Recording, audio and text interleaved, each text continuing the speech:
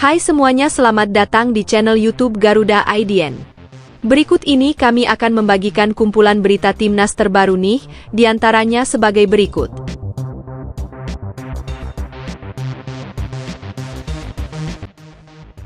Mantap, Alex Pastor poles striker timnas agar semakin gacor. Eliano Reijnders, Ramadan Sananta, dan Oleh Romeni akan jadi starter versus Australia. Alhamdulillah, Patrick Kluivert tetap panggil Nathan Chu Aon ke timnas Indonesia meskipun menit bermainnya sedikit. Pemain satu ini diprediksi bakal jadi senjata rahasianya Kluivert di kualifikasi Piala Dunia nanti. Ngeri, Matthew Bakker tetap pilih timnas Indonesia meskipun suatu saat ditawari ke Australia. Timnas Indonesia memang punya perkembangan yang pesat dan kemungkinan bakal kalahkan Australia prestasinya. Ngeri, media Vietnam sampai buat perkiraan timnas Indonesia tetap menang. Meskipun tanpa Asnawi, tak akan jadi masalah karena pemain ini juga tak bisa berkontribusi. Mengejutkan, Hoki Caraka tiba-tiba dihujat netizen gara-gara masuk daftar panggilan timnas. Tak heran, pemain satu ini tak banyak berkontribusi di klubnya.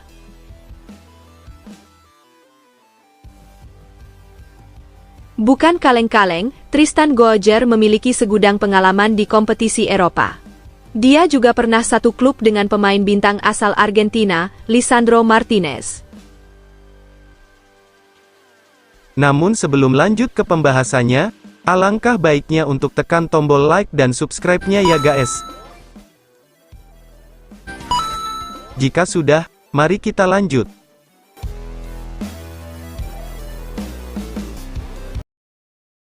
Mantap, Alex Pastor poles striker timnas agar semakin gacor. Eliano Reijnders, Ramadan Sananta, dan Oleh Romeni akan jadi starter versus Australia. Timnas Indonesia baru saja mengumumkan daftar 30 pemain yang dipanggil untuk pemusatan latihan menjelang laga internasional mendatang. Salah satu hal menarik dari pemusatan kali ini adalah perhatian khusus yang diberikan oleh asisten pelatih, Alex Pastor, kepada para penyerang Garuda. Dengan tekad untuk meningkatkan ketajaman lini depan, ia langsung memberikan program intensif kepada para striker agar lebih efektif dalam menyelesaikan peluang. Para penyerang yang menjadi fokus pembinaan ini meliputi Ramadan Sananta, Rafael Struijk, Eliano Reijnders, dan Oleh Romeni. Keempatnya dipersiapkan agar dapat tampil optimal dan menjadi andalan di lini serang. Alex Pastor, yang memiliki pengalaman melatih di berbagai level, ingin memastikan bahwa mereka berada dalam kondisi terbaik, baik secara fisik maupun mental. Metode yang diterapkan oleh Pastor tidak hanya berfokus pada aspek teknik, seperti pergerakan tanpa bola dan penyelesaian akhir, tetapi juga pada pemahaman taktik agar mereka bisa lebih padu dengan rekan setim. Latihan ini bertujuan untuk mengasah naluri mencetak gol serta meningkatkan chemistry di antara para pemain depan.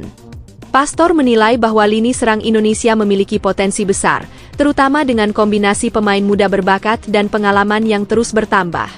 Dengan pendekatan yang sistematis dan intensitas latihan yang tinggi, ia berharap para striker ini dapat lebih tajam dan produktif saat menghadapi lawan di pertandingan nanti.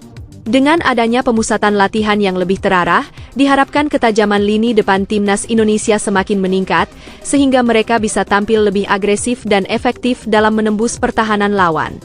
Asisten pelatih timnas Indonesia, Alex Pastor, mengungkapkan kekagumannya terhadap Ramadan Sananta. Menurutnya, striker muda tersebut memiliki postur yang ideal dan kekuatan fisik yang luar biasa, menjadikannya pemain yang sulit dihentikan oleh bek lawan. Kemampuan Sananta dalam duel udara serta daya juangnya di kotak penalti membuatnya menjadi pilihan utama di lini depan. Dengan pernyataan ini, muncul spekulasi bahwa Rafael Struijk kemungkinan besar akan tersisih dari skema utama. Jika benar demikian, komposisi lini serang Garuda bisa mengalami perubahan. Dalam skema terbaru, Sananta kemungkinan besar akan diplot sebagai ujung tombak, sementara dua posisi sayap diisi oleh pemain yang lebih cocok bermain melebar. Di sisi kiri, Eliano Reijnders tampaknya akan dipasang sebagai winger. Dengan kecepatan dan kreativitasnya, ia bisa menjadi ancaman nyata dalam membongkar pertahanan lawan. Eliano dikenal memiliki kemampuan dribble yang baik serta visi permainan yang tajam, sehingga diharapkan dapat menciptakan peluang bagi Sananta di tengah. Sementara itu, sektor kanan kemungkinan akan ditempati oleh Ole Romeni. Pemain yang satu ini memiliki naluri menyerang yang tinggi dan fleksibilitas dalam bergerak di area pertahanan lawan. Dengan pengalaman bermain di kompetisi Eropa, Romeni bisa memberikan dimensi baru bagi lini serang timnas Indonesia.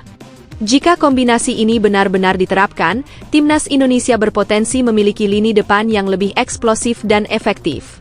Dengan Sananta sebagai target man, serta Eliano dan Romeni yang berperan sebagai kreator serangan dari sisi sayap, skema ini bisa menjadi senjata utama Garuda dalam menghadapi laga internasional mendatang.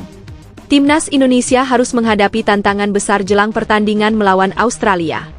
Salah satu kendala utama adalah absennya beberapa pemain penting yang sebelumnya menjadi andalan di skuad Garuda. Ragnar Oratmangun dipastikan tidak bisa tampil dalam laga tersebut karena harus menjalani hukuman akibat akumulasi kartu kuning. Kehilangan pemain yang memiliki fleksibilitas dalam menyerang tentu menjadi pukulan tersendiri bagi tim. Selain itu, Egy Maulana Fikri juga mengalami nasib kurang beruntung. Ia mendadak mengalami cedera yang membuatnya gagal ikut serta dalam pemusatan latihan di Australia. Hal ini semakin mempersempit pilihan di lini serang. Tak hanya itu, kejutan lain datang dari daftar skuad yang dirilis. Witan Sulaiman, yang selama ini menjadi salah satu pemain andalan di sektor sayap, tidak masuk dalam daftar pemain yang dibawa. Dengan absennya beberapa nama tersebut, pelatih tampaknya akan mengandalkan trio lini depan yang terdiri dari Eliano Rejders, Ramadan Sananta, dan Ole Romeni untuk mengisi starting 11 sejak menit pertama. Sananta diprediksi akan berperan sebagai striker utama yang bertugas menuntaskan peluang di kotak penalti. Sementara itu, Eliano kemungkinan besar akan ditempatkan di sisi kiri untuk memanfaatkan kecepatan dan kemampuannya dalam membongkar pertahanan lawan. Sedangkan di sisi kanan, Romeni bisa menjadi ancaman dengan pergerakan eksplosif serta insting golnya yang tajam. Dengan kombinasi ini, timnas Indonesia diharapkan tetap mampu tampil maksimal meski beberapa pemain kunci harus absen. Bagaimana menurut kalian? Setuju dengan susunan lini serang ini? Alhamdulillah, Patrick Kluivert tetap panggil Nathan Chu Aon ke timnas Indonesia meskipun menit bermainnya sedikit. Pemain satu ini diprediksi bakal jadi senjata rahasianya Kluivert di kualifikasi Piala Dunia nanti. Pemanggilan Nathan Chu Aon ke timnas Indonesia untuk laga kualifikasi Piala Dunia 2026 melawan Australia dan Bahrain menimbulkan tanda tanya di kalangan supporter. Pasalnya, bek berusia 23 tahun itu minim menit bermain bersama Swansea City di Championship musim ini. Dalam daftar 27 pemain yang diumumkan Patrick Kluivert, Chu Aon tetap masuk meskipun nyaris tidak mendapatkan kesempatan tampil bersama klubnya. Berdasarkan data, musim ini ia baru turun dalam 3 pertandingan, dengan penampilan terakhir terjadi pada akhir Agustus 2024 di ajang EFL Cup. Sejak saat itu, namanya tak lagi muncul di daftar pemain yang dimainkan, bahkan sekadar duduk di bangku cadangan pun tidak. Lantas, mengapa Kluivert tetap memanggilnya? Ada beberapa faktor yang bisa menjadi alasan di balik keputusan ini. Salah satunya adalah upaya menjaga kekompakan tim. Sebagai pelatih anyar timnas Indonesia, Kluivert tentu membutuhkan pemain-pemain yang sudah memahami dinamika skuad. Dengan mempertahankan nama-nama yang sebelumnya sudah sering membela Garuda, adaptasi dan chemistry antar pemain dapat tetap terjaga. Nathan Chu Aon, yang sudah beberapa kali membela timnas di bawah asuhan Shin Tae-yong, tentunya telah memahami gaya permainan dan karakter rekan setimnya. Selain itu, fleksibilitas posisi menjadi nilai lebih bagi pemain berdarah Belanda tersebut. Di era kepelatihan Shin Tae-yong, ia telah membuktikan dirinya mampu beroperasi di berbagai peran, mulai dari bek kiri, bek tengah, hingga gelandang bertahan. Keunggulan ini bisa menjadi alasan kuat bagi Kluivert untuk tetap memasukkannya ke dalam skuad. Dalam pertandingan melawan lawan sekelas Australia dan Bahrain, memiliki pemain serba bisa seperti Chu Aon tentu menjadi keuntungan tersendiri. Kluivert bisa menempatkannya di posisi manapun sesuai kebutuhan taktik di lapangan. Meskipun ada beberapa pemain lain yang mungkin memiliki catatan menit bermain lebih baik di klub masing-masing, kemampuan Chu Aon dalam beradaptasi dengan beberapa posisi menjadi faktor yang sulit diabaikan. Selain itu, pemanggilan ini juga bisa menjadi kesempatan bagi Chu Aon untuk kembali mendapatkan ritme bermain dan membuktikan dirinya di level internasional. Jika mampu tampil baik, bukan tidak mungkin ini akan membuka peluang baginya untuk kembali mendapatkan kepercayaan di klubnya atau bahkan mencari kesempatan baru di tim lain. Dengan segala pertimbangan tersebut, Kluivert tampaknya lebih memilih pengalaman dan kedalaman skuad dibandingkan sekadar melihat menit bermain di klub. Kini, tinggal menunggu bagaimana keputusan ini akan berdampak di lapangan saat Indonesia menghadapi dua laga penting di kualifikasi Piala Dunia 2026. Ngeri, Matthew Bakker tetap pilih timnas Indonesia meskipun suatu saat ditawari ke Australia. Timnas Indonesia memang punya perkembangan yang pesat dan kemungkinan bakal kalahkan Australia prestasinya.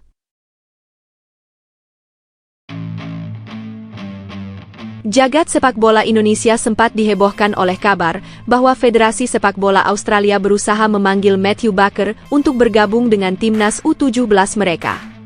Pemain muda berbakat ini sempat berada dalam situasi yang sulit, mengingat ia memiliki darah keturunan Indonesia dan Australia. Matthew Sitorus Bakker, yang lahir pada 13 Mei 2009, saat ini berstatus sebagai pemain Melbourne City U18. Di usia yang masih sangat muda, ia sudah menunjukkan potensi besar sebagai bek kiri yang tangguh. Tak heran jika Australia ingin mengamankan jasanya lebih dulu. Namun, di tengah euforia para penggemar sepak bola Indonesia yang berharap sang pemain berseragam merah putih, datanglah tawaran dari Australia yang membuatnya harus mengambil keputusan besar. Akhirnya, setelah melalui berbagai pertimbangan, Bakker memilih untuk tetap setia pada timnas Indonesia. Keputusan ini tentu menjadi kabar gembira bagi pecinta sepak bola tanah air, terutama bagi pelatih timnas U16, Nova Arianto, yang menaruh harapan besar pada bakat muda ini. Nova sendiri mengungkapkan bahwa Bakker sempat berbicara dengannya melalui pesan WhatsApp, membahas kebimbangannya dalam menentukan pilihan. Namun, pada akhirnya, hati Bakker lebih condong ke Indonesia, negara yang telah memberikan perhatian besar padanya. Keputusan tersebut membawa kelegaan bagi Nova, yang juga merupakan asisten pelatih di timnas U23 dan senior. Bakker diproyeksikan menjadi bagian penting dari skuad Indonesia dalam ajang kualifikasi Piala Asia U17 2024 di Kuwait pada Oktober mendatang. Indonesia tergabung di grup G bersama tim kuat seperti Australia, Kuwait, dan Kepulauan Mariana Utara. Dengan jadwal kompetisi yang semakin dekat, kehadiran Bakker jelas menjadi tambahan kekuatan bagi Garuda Muda. Selain faktor kedekatan dengan staf pelatih dan proyek jangka panjang yang ditawarkan PSSI, ada alasan lain yang membuat Bakker semakin mantap membela Indonesia. Ia begitu kagum dengan dukungan luar biasa dari para supporter timnas Indonesia. Antusiasme dan kecintaan fans Garuda terhadap tim nasional begitu besar, sesuatu yang mungkin sulit ditemukan di negara lain. Keputusan Bakker ini tak hanya membuktikan loyalitasnya, tetapi juga menunjukkan bahwa timnas Indonesia semakin memiliki daya tarik bagi pemain keturunan. Dengan semakin banyaknya talenta diaspora yang memilih membela Garuda, masa depan sepak bola Indonesia pun semakin menjanjikan. Kini, tinggal menunggu bagaimana Bakker akan berkembang dan memberikan kontribusi nyata bagi timnas di masa mendatang. Ngeri, media Vietnam sampai buat perkiraan timnas Indonesia tetap menang. Meskipun tanpa Asnawi, tak akan jadi masalah karena pemain ini juga tak bisa berkontribusi.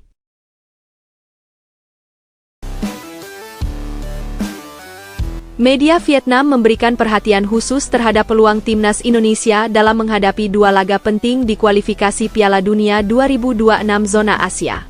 Mereka bahkan cukup optimis bahwa skuad Garuda mampu meraih poin saat berhadapan dengan Australia dan Bahrain, meskipun ada beberapa kejutan dalam daftar pemain yang dipanggil oleh pelatih anyar, Patrick Kluivert.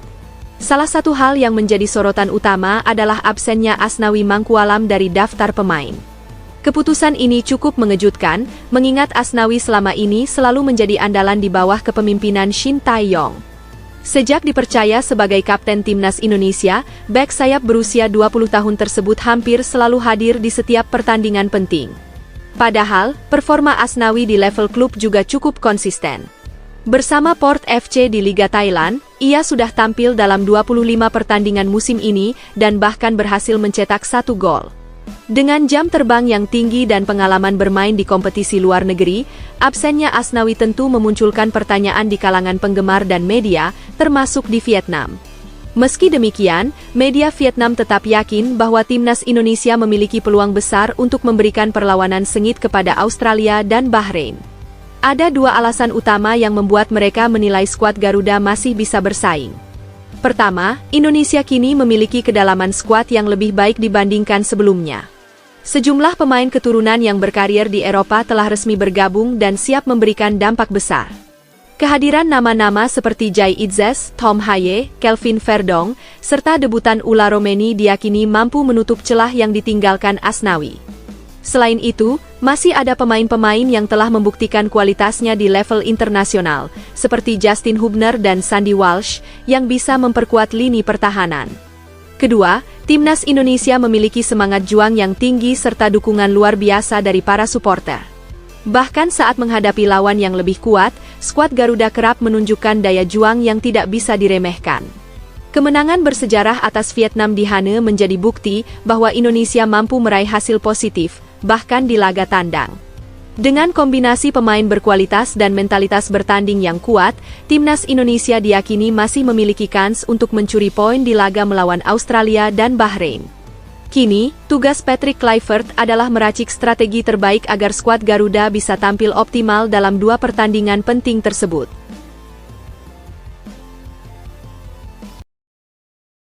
Mengejutkan, Hoki Caraka tiba-tiba dihujat netizen gara-gara masuk daftar panggilan timnas. Tak heran, pemain satu ini tak banyak berkontribusi di klubnya.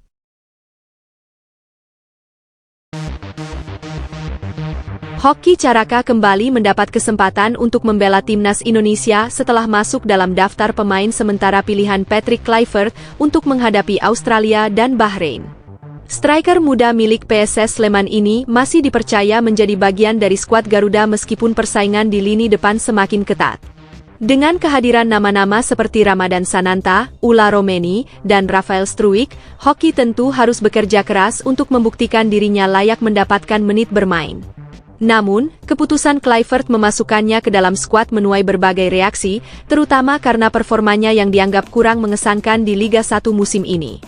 Sepanjang musim ini, Hoki belum menunjukkan ketajaman yang konsisten. Dalam 20 pertandingan bersama PSS Sleman, ia hanya mampu mencetak 3 gol dan memberikan 1 assist. Tidak hanya itu, posisinya di tim utama pun mulai tergeser, membuatnya lebih sering tampil sebagai pemain cadangan dalam 8 laga terakhir. Situasi semakin sulit bagi Hoki ketika ia harus absen dalam kemenangan terbaru PSS Sleman atas Persita Tangerang akibat akumulasi kartu. Ketidakhadirannya semakin memperkuat anggapan bahwa performanya tengah menurun.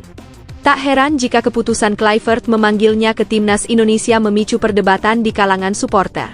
Banyak yang mempertanyakan apakah Hoki benar-benar layak untuk mendapatkan kesempatan membela tim nasional di ajang sekelas kualifikasi Piala Dunia 2026. Kritik yang mengarah padanya pun semakin terlihat di media sosial. Akun Instagram Hoki Caraka dibanjiri komentar dari netizen yang mempertanyakan pemanggilannya. Beberapa di antaranya menilai ada pemain lain yang lebih pantas mendapatkan tempat di timnas Indonesia berdasarkan performa di liga. Namun, di balik segala kritik yang diterima, pemanggilan Hoki bisa saja didasarkan pada pertimbangan lain di luar statistik gol semata. Patrick Kluivert mungkin melihat potensi dan karakteristik permainan yang dibutuhkan dalam skemanya. Selain itu, Hoki memiliki pengalaman di level internasional bersama timnas U20, yang bisa menjadi nilai tambah dalam menghadapi lawan sekelas Australia dan Bahrain. Kini, tantangan bagi Hoki adalah membuktikan bahwa dirinya layak berada di skuad Garuda. Kesempatan telah diberikan, dan ia harus menunjukkan bahwa dirinya masih bisa menjadi opsi yang berharga di lini serang timnas Indonesia.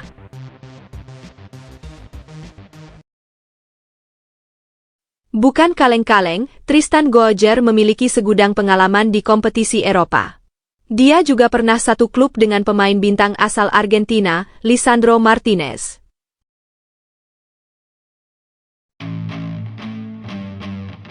Nama Tristan Goejer belakangan ini mulai mencuat di kalangan pencinta sepak bola Indonesia setelah diketahui memiliki garis keturunan dari tanah air.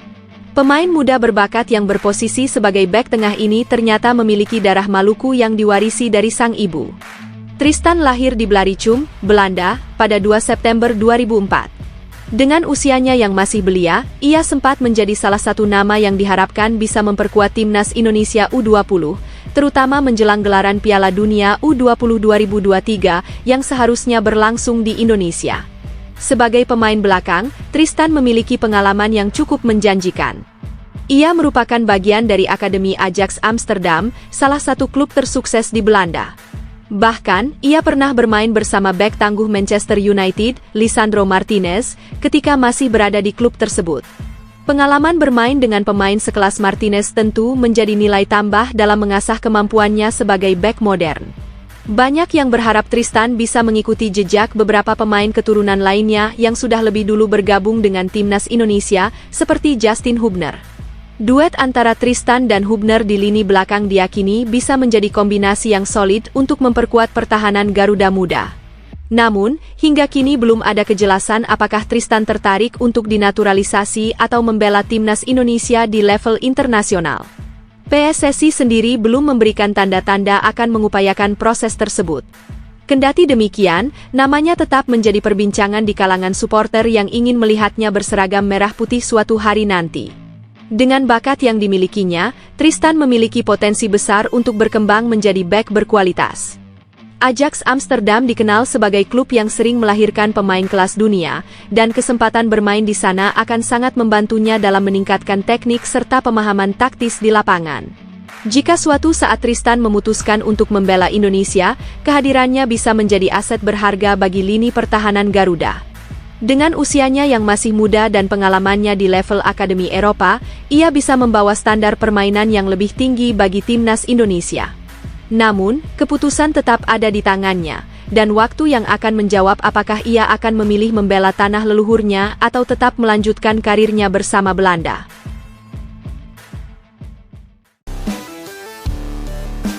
Hai semuanya, selamat datang di channel YouTube Garuda IDN. Berikut ini kami akan membagikan kumpulan berita timnas terbaru nih, diantaranya sebagai berikut. Yes, Elkan Bagot akan kembali gabung timnas Indonesia 2025 mendatang. Elkan bakal dimainkan di kualifikasi Piala Dunia mengingat lawan timnas Indonesia merupakan tim raksasa Asia. Bikin ngeri, Bung Binder nilai kemampuan Jens Schraven setara dengan legenda klub Manchester United. Jens Schraven diketahui merupakan pemain kunci di timnas Indonesia U20. Mengejutkan, media Vietnam sebut rakyat Vietnam tak terima jika timnas Indonesia pulang lebih dulu dari Piala AFF. Mereka yakin timnas Indonesia dicurangi dan seharusnya bisa melaju hingga ke final. Mantap, Boas Solosa si mesin gol timnas Indonesia masih memiliki naluri mencetak gol yang tajam. Pemain satu ini mengaku siap perkuat skuad Garuda lagi jika dipanggil oleh Shin Tae-yong. Yes, akhirnya tercapai juga. Miliano Jonathans bakal gabung ke timnas Indonesia bersama dengan Ole Romeni. Lini depan timnas Indonesia dipastikan semakin tajam sehingga bisa membobol pertahanan lawan. Namun sebelum lanjut ke pembahasannya, alangkah baiknya untuk tekan tombol like dan subscribe-nya ya guys. Jika sudah, mari kita lanjut.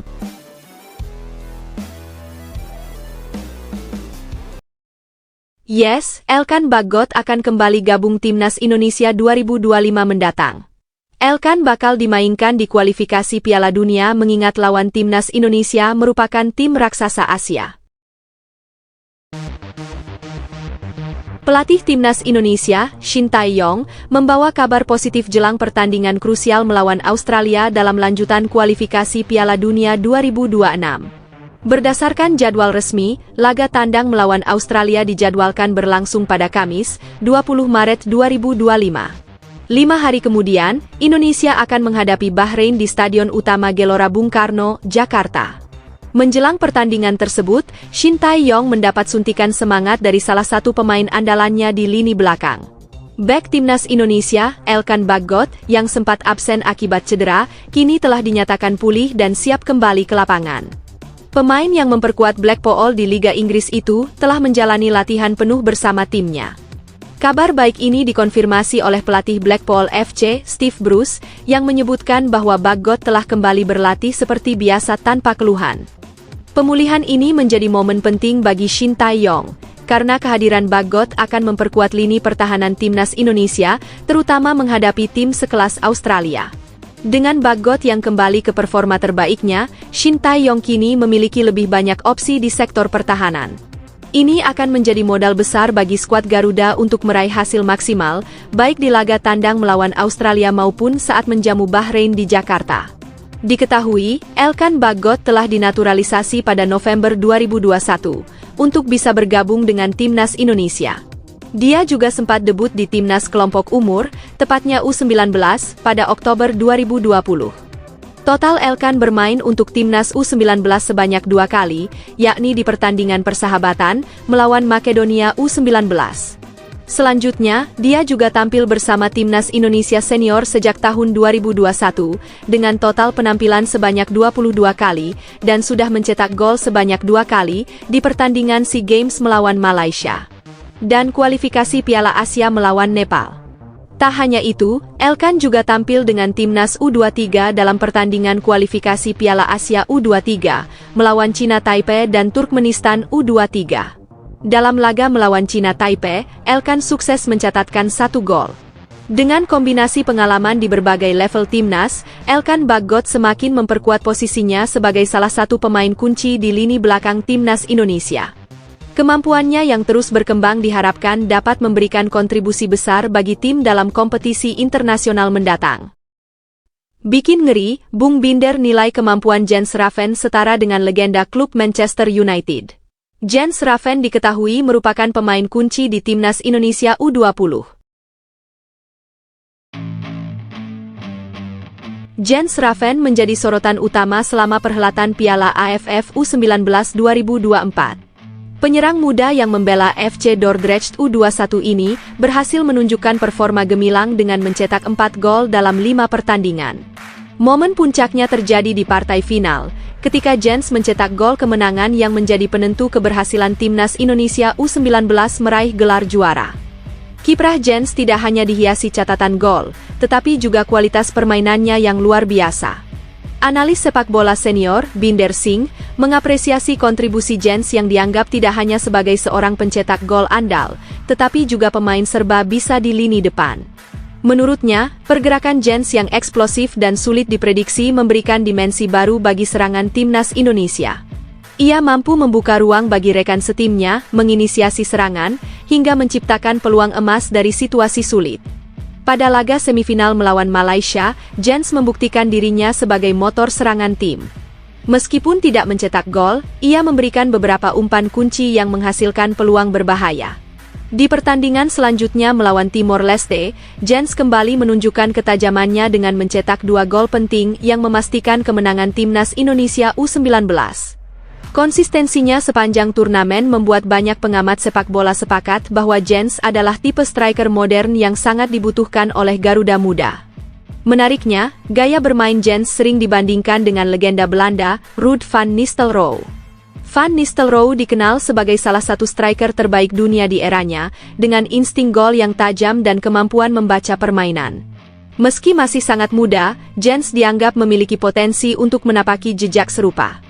Kematangan permainan yang ia tunjukkan di usia belia menjadi salah satu alasan mengapa ia begitu spesial.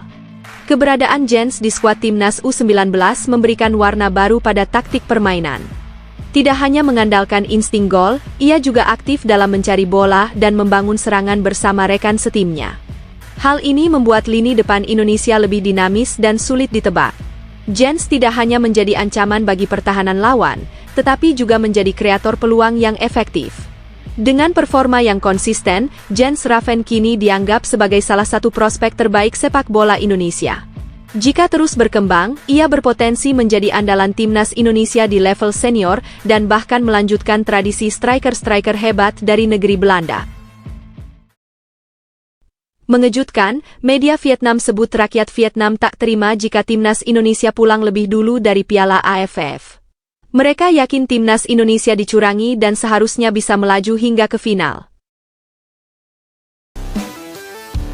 Timnas Indonesia harus menerima kenyataan pahit tersingkir lebih awal dari Piala AFF 2024.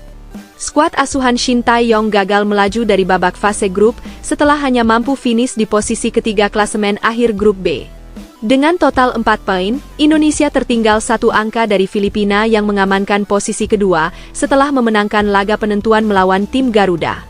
Dari 4 pertandingan yang dijalani, Indonesia mencatat 1 kemenangan, 1 hasil imbang, dan 2 kekalahan. Performa ini dinilai kurang memuaskan, terutama mengingat harapan besar publik terhadap skuad yang dipimpin oleh pelatih berpengalaman seperti Shin Tae-yong. Kegagalan Indonesia ini menjadi bahan analisis berbagai pihak, termasuk media Vietnam.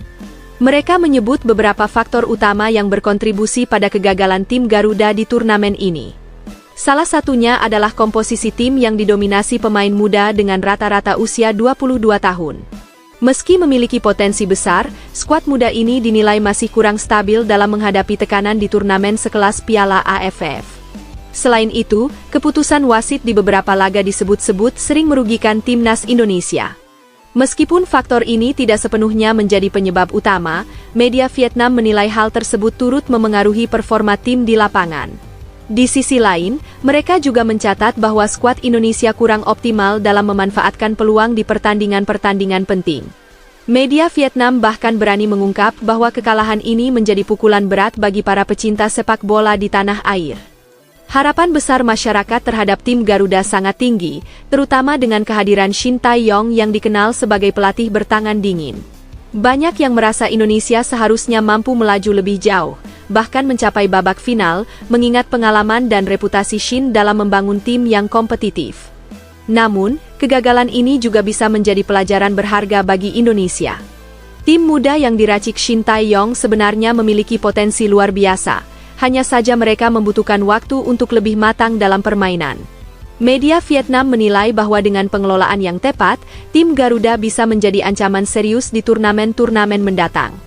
Kekecewaan ini mungkin sulit diterima, tetapi perjalanan timnas Indonesia di Piala AFF 2024 seharusnya menjadi motivasi untuk bangkit.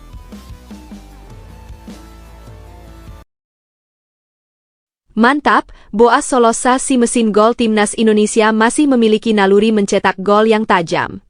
Pemain satu ini mengaku siap perkuat skuad Garuda lagi jika dipanggil oleh Shin Tae-yong.